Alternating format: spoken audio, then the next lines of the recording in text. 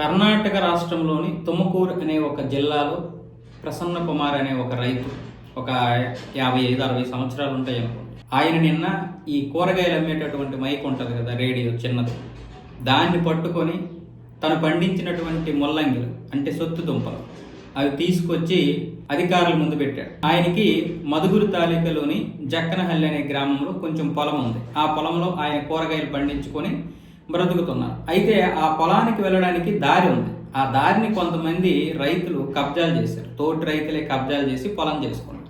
అయితే దీన్ని లెక్క ప్రకారం చూసుకున్నట్లయితే 8/1 ఈ సర్వే నెంబర్లో నాకు దారి ఉండాలి, ఆ దారిని వీళ్ళు కబ్జా చేసేశారు, దయచేసి మీరే అధికారులే కలగజేసుకొని నాకు దారి ఇవ్వండి, అది రోజు ఇబ్బంది అవుతుంది అని ఎన్నో రోజుల నుండి ఎన్నో సంవత్సరాల నుంచి ఆ రైతు మొరబెట్టుకుంటే అధికారులు పట్టించుకోలేదు.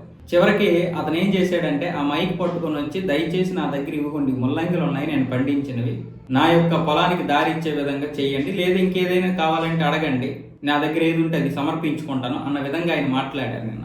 అయితే ఇది కేవలం ప్రసన్న కుమార్ గారి ఆవేదన మాత్రమే కాదు, ప్రతి గ్రామంలో మన దేశంలో ఇలాంటి దారులు కనుమరుగైపోతున్నాయి. మా గ్రామంలో కూడా చాలా వరకు దారులు అలాగే కనుమరుగైపోయాయి. ఒకప్పుడు బళ్ళు 2 బళ్ళు అటు ఒకటి ఇటు ఒకటి తప్పించుకొని వచ్చాయి. ఏవి? ఎద్దుల బళ్ళు. ఈ ఎడ్ల బళ్ళు ఏవైతే ఉన్నాయో అవి తప్పించుకొని, అంటే ఇంచుమించు ఒక 2 బళ్ళు తప్పించుకోవడానికి వచ్చేదంటే ఇంచుమించు ఒక 10 అడుగులు వెడల్పు ఉన్నటువంటి రోడ్డు ఉండేది.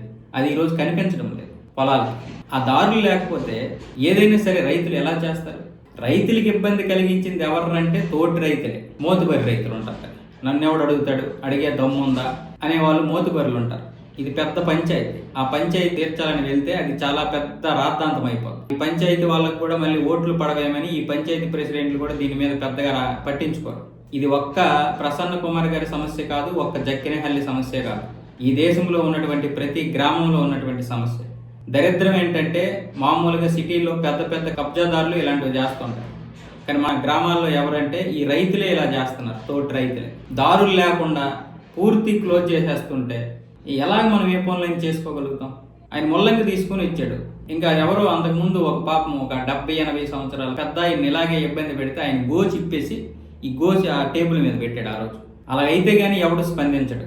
ఈరోజు ఆయన అలా చేస్తే కానీ ఎవరు మీడియా స్పందించలేదు, అక్కడ ఉన్న అధికారులు స్పందించలేదు. ఇప్పటికీ కూడా ఆయన అలా చేసినా సరే నాకు సంబంధం లేదంటే నాకు సంబంధం లేదంటున్నారు వెధవలందరూ కలిసి. చదువుకునే కదా మనం ఉద్యోగాలు చేస్తాం. చదివినప్పుడు ఏమొచ్చేసి ఒక్కొక్క అవినీతి పరుడిని చూస్తే కోపం వచ్చేస్తుంటుంది. కానీ మనం ఆ ఉద్యోగంలోకి వెళ్ళిన తర్వాత మనం అన్ని విషయాలకి మారిపోతుంటాం, పరిస్థితులు మనల్ని మార్చేస్తుంటాయి. బహుశా లంచం డబ్బుతోటే మనకు ఉద్యోగాలు రావడమేమో.